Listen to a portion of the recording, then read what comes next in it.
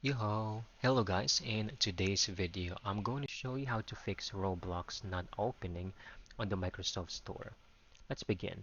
First, open your Windows settings over here, then search for apps and features. Okay, click on it.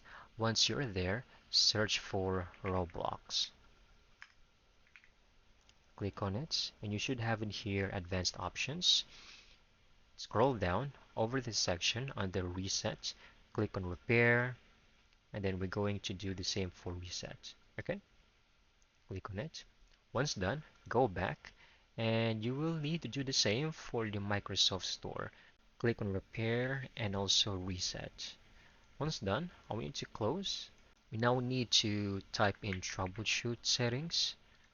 Left click on this, go to additional troubleshooters, scroll down, choose Windows Store applications, run troubleshooter.